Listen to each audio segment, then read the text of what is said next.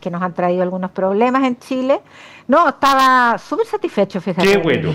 Oye, te sugiero que volvamos más adelante a conversar de lo que hablaron con Cordero y de otros temas, el cobre, etcétera, porque ya tenemos el gusto de estar conectados con nuestro invitado, eh, con Gilberto Aranda, doctor en estudios latinoamericanos, académico del Instituto de Estudios Internacionales de nuestra Universidad de Chile, colega y querido amigo Gilberto Aranda. ¿Cómo estás, Gilberto? Mucho gusto saludarte. Hola, muy buenas tardes. Un placer estar con ustedes después de algún tiempo. Sí, pues Placer hacía verles. ratito que no conversábamos. No, Lo, un millón de gracias por la gentileza, además en un momento en que la tragedia en Gaza se ha tomado la atención internacional para partir por ese tema. Aunque con algunos síntomas auspiciosos, tú me corregirás por el hecho de que Francia y eventualmente Reino Unido deciden reconocer el Estado de Palestina, lo que podría, no sé, darle alguna esperanza en medio de esta tragedia a ese pueblo. Sí, creo que hay algunos elementos que podría decir son distintos a lo que estamos viendo a través de imágenes. Particularmente destaco lo de Francia, ¿no? Creo que el paso que ha dado Macron es importante. El presidente Macron ha sido muy claro respecto a esto y por supuesto esto va a significarle costos internos de una oposición, tiene oposición a los dos lados, pero en este caso la posición de derecha va a ser muy dura respecto a este punto. Creo que también es muy importante el hecho de que Brasil ha decidido sumarse a aquella demanda internacional que lidera Sudáfrica, en la cual también nuestro país está respecto a denunciar lo que está ocurriendo en Gaza. Y enseguida lo del Reino Unido, que es cierto, pero yo diría que todavía lo pone un poco entre comillas, ¿no? Porque dice que se reconocerá inmediatamente en la eventualidad de que no haya una tregua rápida e inmediata. Daría a conocer esta decisión en septiembre, todavía queda, como sabemos, como un mes y fracción para eso, entonces todavía hay una ligera duda, pero claro, si uno ve el gabinete de Netanyahu está determinado a seguir con las operaciones bélicas contra una población civil y por lo tanto eventualmente se podría sumar Gran Bretaña también. oye, déjame agregarle a eso, Gilberto Yanna, que hace un minutito leí nomás que Canadá también anunció que reconocería un Estado palestino y que lo haría en la próxima Asamblea de Naciones Unidas, que ahora en septiembre, y hay una declaración conjunta de Nueva Zelanda y Australia que harían lo mismo en breve, no ponen una fecha estimada. O sea, empieza a crecer esa reacción internacional que se expresa en el reconocimiento del Estado palestino, digamos, como una manera no sé cómo llamarlo, de algo que parece ser, que debió haber sido hace mucho tiempo. Esa es la sensación que uno tiene, ¿no? Lo que pasa es que también hay que recordar que el proceso de Oslo, que es el que origina la idea de la solución de los dos estados desde 1993, y la idea era consolidar una serie de características estatales antes del reconocimiento internacional. Bueno, después de 32 años eso no se ha podido y más bien hemos retrocedido respecto a la situación macabra, dramática, que además tiene varios adjetivos que podemos adicionar, y en ese contexto es que efectivamente lo que tenemos es un clamor muy alto, pero también recordarle a la gente que son, con estos dos, si se agrega Gran Bretaña y se agrega Canadá, con estos dos estados, serían 150 de los casi 200 países que estarían ya reconociendo al Estado de Palestina como una medida, también hay que entenderlo, las últimas, ¿no? Son una medida de presión Sí, precisamente claro. Israel, que sin embargo se siente muy escorada, muy protegida por su aliado histórico que es Estados Unidos. Ahora, no deja de ser paradójico que tuvo que haber un holocausto, un genocidio de judíos para que se constituyera el Estado de Israel y ahora está teniendo que haber un genocidio de palestinos para que se abra un poco al menos la puerta para un Estado palestino, que siempre debió haber sido la convivencia de los dos estados. La resolución de la ONU de 1948 era para eso. Sí, resolución de la ONU que para ser honesto fue rechazada por los palestinos en esa época.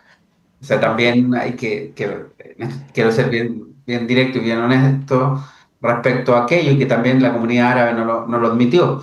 Entonces, sobre el 55 que iba a ser para para Israel y 45 para Palestina. Al final, Israel avanza hasta el 70 y fracción, y ya en el 67 el 100%.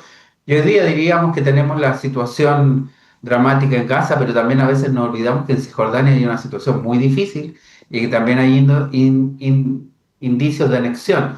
Es decir, en este momento en que cercada esa posición, algunos estados han decidido dar un paso adelante, como en el caso de Francia. Ujú. Ahora, el gabinete de Netanyahu más bien presiona la ultra de la ultra, porque Netanyahu ya es bastante radical en su filiación de derecha, pero él tiene una ultra todavía más extrema, que lo presiona para no cesar y no llegar a los acuerdos de paz. O sea, además de la obstinación de Hamas, está incidiendo fuertemente la presión de parte de la coalición de gobierno de Netanyahu, ¿no? Eso, ¿cómo se puede vencer? Porque para él es supervivencia, o sea, se cae su gobierno si no sigue con esta arremetida. Bueno, como sabes, hace unas semanas atrás, bueno, contarle también a la gente que Netanyahu es parte del Likud, que es la derecha histórica, pero que claramente ha tenido un endurecimiento, por decirlo de alguna manera. Ahora, a la derecha de esa derecha histórica siempre estuvieron los partidos ultraortodoxos, o varios partidos ultraortodoxos, que eran muchas veces periféricos o marginales y que ahora son parte esencial del gabinete. Y estos también han presionado por lo que son algunos elementos, yo diría, de reconstitución de un gran Israel, de la reconstitución de la Judea y la Samaria en algunos casos. Y sin embargo, hace un par de semanas atrás, como venía diciendo, dos partidos se han restado, haciendo aún más frágil esa coalición. Uno de ellos es el famoso Chas, muy, muy antiguo, que es el partido ultraortodoxo de uno de los ultraortodoxos históricos. Y claramente en esa coyuntura uno diría que más bien lo que hace Netanyahu es redoblar la apuesta respecto a endurecer la posición y continuar con la campaña bélica en Gaza, que ya tiene 60.000 muertos, a la espera de que volver a reconstituir esa coalición y ganarse la aprobación de Israel, que también hay que decir que uno a veces también es como generalista, porque también en Israel hay posiciones desencontradas. Sería interesante ver qué pasaría en una elección en la actualidad, pero todo hace ver que mientras este gabinete todavía controle, por supuesto, la Knesset, el Parlamento israelí, no van a haber cambios, al menos en lo inmediato. Gilberto, Ahora, dentro de la... ya, no, Perdón. por favor, dale, dale, dale. No, que también en la opinión pública de Israel ha habido algunos giros, hay una parte importante de oposición, principalmente por la fragilidad en que deja los rehenes, pero esta semana hubo dos ONG y una declaración de 30 personalidades bien incidentes en Israel que derechamente piden sanciones internacionales para que esto se acabe. Bueno, efectivamente, como decía, incluso algunos de los liderazgos históricos desde Kadima, un partido como es centro derecha, hacia la izquierda, han tenido de alguna manera un giro, o si no un giro, un desencuentro muy importante con la política del gabinete de Netanyahu. Pero insisto, mientras esto todavía logre controlar por la mínima a la Knesset, no va a caer el gabinete, y en ese contexto es que va a luchar por la supervivencia. Ahora, evidentemente, el grado de apoyo interno que tiene esta opción de represión, de franca guerra a población civil, estamos hablando de 60.000 muertos, hay que recordar, no hemos hablado de la hambruna y todo eso, pero de niños, etcétera. Pero evidentemente esta operación no tiene el mismo grado de adhesión que tuvo en octubre del 2023, se ha ido desgastando, y además las imágenes son tan decidoras que evidentemente hay mucha gente también de la comunidad judía en Israel que empieza más que recelar, a oponerse a lo que está ocurriendo. Otra cosa son las comunidades judías en el mundo que, bueno, que van teniendo distintos posicionamientos, de muy progresistas de alguna manera, otros ultraconservadores también, y de apoyo total a la actual política del gobierno de Netanyahu.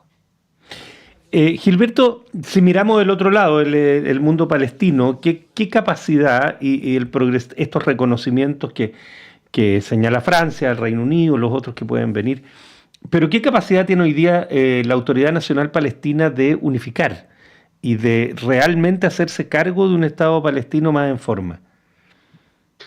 Son bien frágiles las capacidades o limitadas porque estamos hablando, para comenzar, un grado de destrucción en la franja de Gaza que es Horrorosa.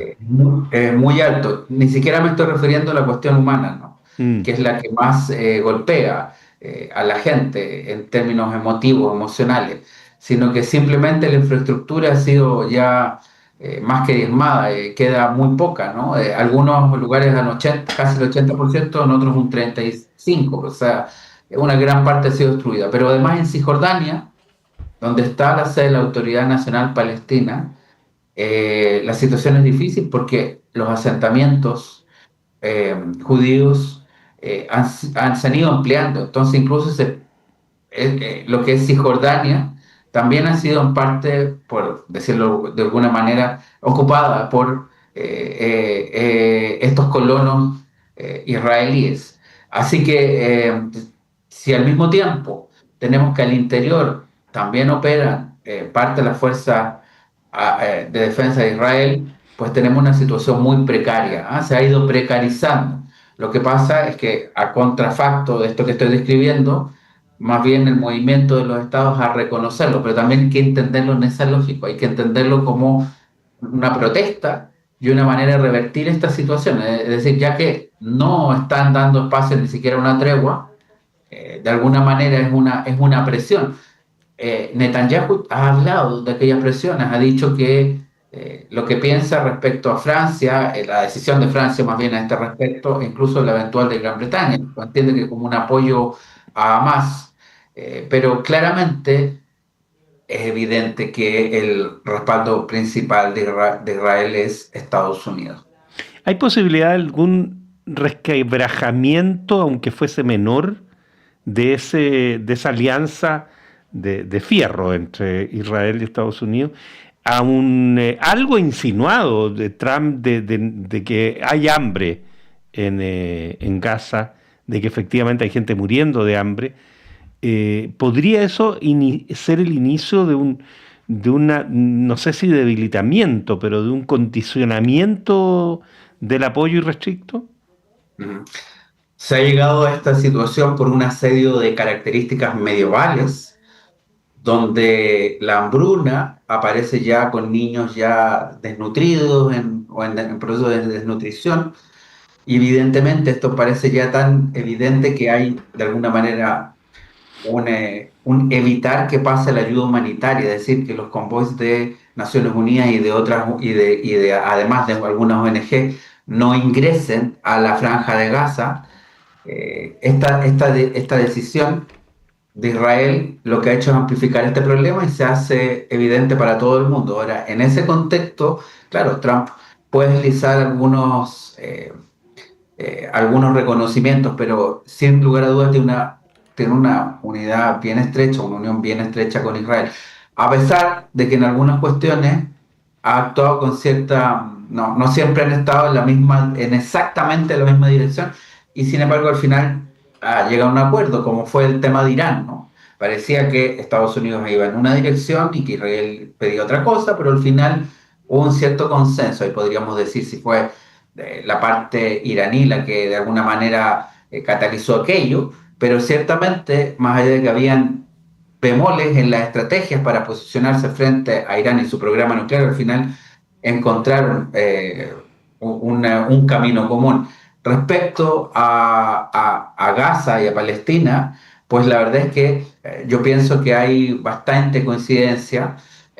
No obstante, no puedo olvidar de que Trump juega con la incertidumbre y a menudo nos sorprende. Muchos piensan que juega para sí mismo y los intereses de su país. Eso hay que verlo.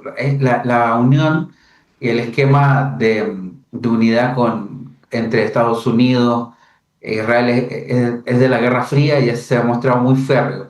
Es difícil ver que se quiebre completamente. Pueden haber algunos atisbos, pero una ruptura completa yo lo veo difícil. Giorgia Gilberto, ya Meloni, perdón, lo último, Yanna. No, que para cerrar esta presión, Giorgia Meloni, también aparecía la información recién, la primera ministra de Italia, habló con Netanyahu y le pidió formalmente un alto al fuego y el fin de digamos, el permitir que las medidas humanitarias se llevaran adelante como corresponde, digamos. Desde lo que podríamos decir la derecha, ya no tan ultra, porque Meloni al lado de otro se ve mucho menos ultra, pero desde la derecha más radical en Europa también entienden de que lo que está obrando Netanyahu no es aceptable simplemente.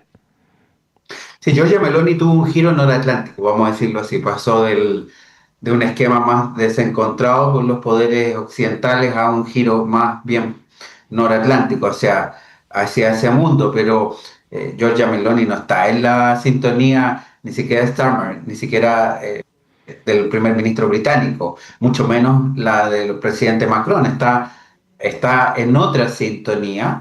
Me parece que su apuesta va más bien a la diplomacia y probablemente también nos dice que podría presentar alguna propuesta alternativa también en el marco de Naciones Unidas, que yo creo que este año vamos a tener que mirarla en su 80 aniversario de sesiones de la Asamblea General, de reuniones ordinarias.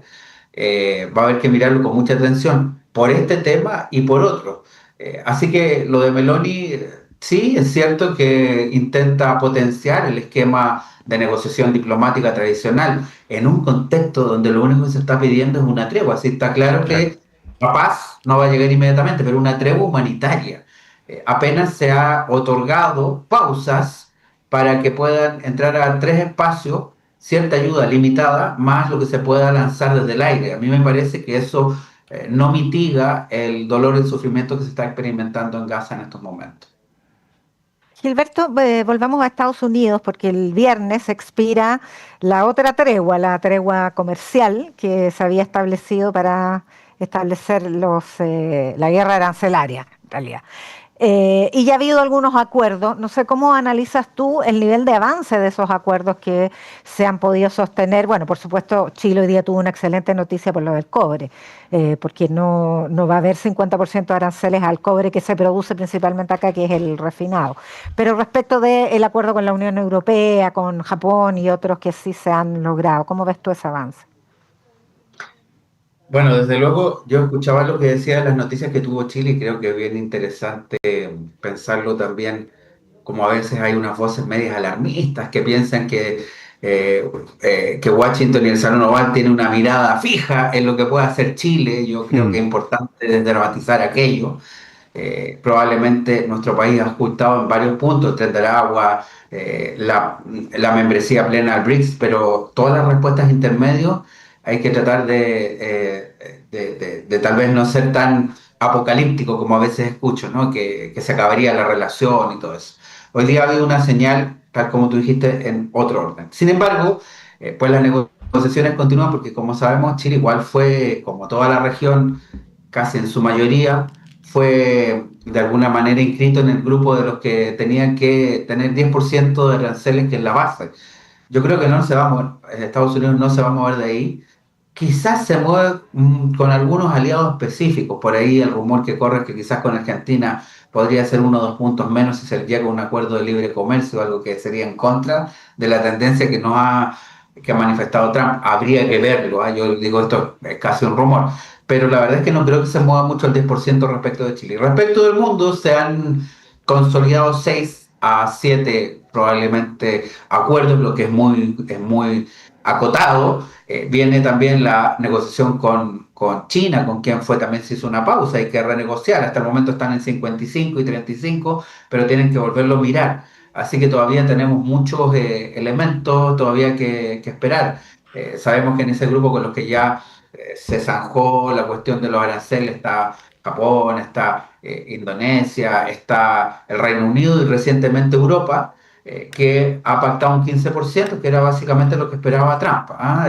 Esto hay que decirlo, lamentablemente eh, no es positivo para Europa y es un triunfo de Trump que evidentemente el 30% se había pasado a varios pueblos, como se dice coloquialmente, porque en realidad sabía que tenía que ser un poco menos. Eso es un poco su estilo, ¿no?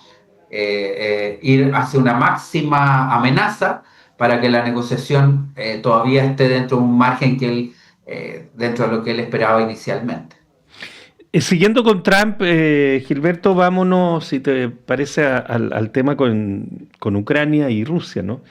Eh, Ha puesto un plazo muy acotado, ahora habla de 10, 12 días, para que haya acuerdos entre Rusia y Ucrania respecto de posibilidad de un alto al fuego al menos, también un alto al fuego real y de largo plazo, si no, Trump amenaza con sanciones sobre Rusia.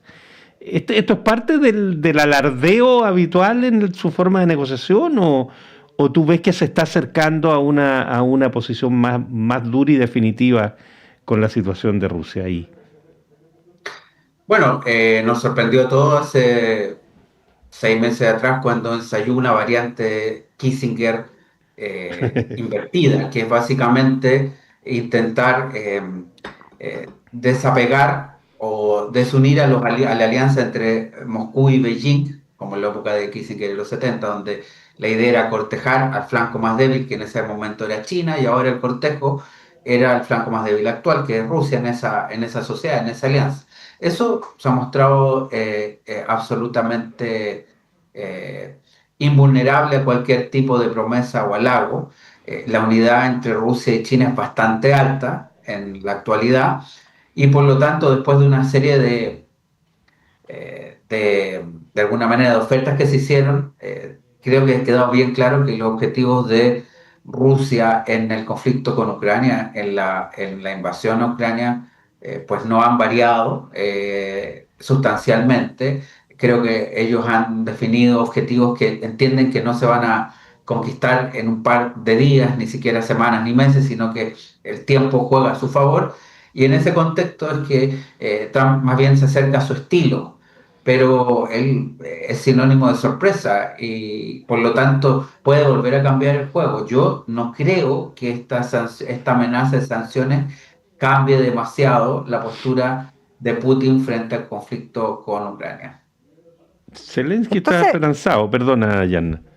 Dale, dale. no, digo, con este conjunto de situaciones, media marcha en relación a la guerra arancelaria, sin avances en Gaza, sin avances en Ucrania, ¿se confirman los augurios más pesimistas de que esto es el fin de la globalización, el fin del multilateralismo, el fin de los tratados internacionales, particularmente en materia humanitaria? Mm. A ver, estamos en lo que Wallerstein decía, una bifurcación, y las bifurcaciones históricas pueden durar mucho tiempo. Como estamos en un tránsito, a eso lo decía más bien Gramsci, eh, la verdad es que todavía no vemos el mundo, yo pienso que no hemos llegado al final. Este sistema está en transformación. Todavía lo viejo no acaba de morir ni lo nuevo de nacer. Puede que tengamos una globalización en otro sentido. Es verdad que algunas personas hablan de desglobalización, pero también se habla de una globalización segmentada, donde el multilateralismo puede ser reemplazado por un minilateralismo o un multipolarismo. Todo eso está por verse. Lo cierto es que el sistema liberal, ese leviatán liberal que representaba a Estados Unidos como respecto al orden internacional de características liberales que fue inaugurado después de la Segunda Guerra Mundial, ese parece estar feneciendo. Y lo que emerja va a ser algo distinto. Yo no estoy todavía claro si va a ser minipolar, multipolar. No creo que vayamos a una bipolaridad tipo Guerra Fría, pero sí en algunas confrontaciones en temas específicos. Eso está por verse. Lo que sí yo creo que podemos afirmar que el multilateralismo que conocimos en base a un orden internacional liberal, ese definitivamente está cambiando y ya vamos hacia otra cosa. Gilberto Aranda, doctor en asuntos latinoamericanos, académico del Instituto de Estudios Internacionales de nuestra Universidad de Chile. Como siempre, Gilberto, un gusto conversar contigo. Muchas gracias por tu conversación. Muchas gracias por la invitación, que estén muy bien y saludos a las auditoras y los auditores. Gracias, Gilberto. Ya, pues, te invito a una pausa, ¿te parece? Bueno. Vamos a una pausa y nos metemos en los temas del país. Mira que hay muchas cosas interesantes que conversar. Ya pues, volvemos enseguida. La clase de marketing digital de hoy tendrá por tema identidad en Internet. Cómo agregarle valor a tus contenidos en redes sociales. ¿Sabían ustedes que sus perfiles en redes sociales no son suyos? Ah, ¿no? No, porque la red social solo se los presta y si se van de ella, el contenido se pierde. Ya. Sí. Entonces, la idea es que su perfil siempre lo complementen con una dirección propia en Internet. ¿Y cómo se hace eso, profe? Fácil, solicitando su dirección en .cl, www.nic.cl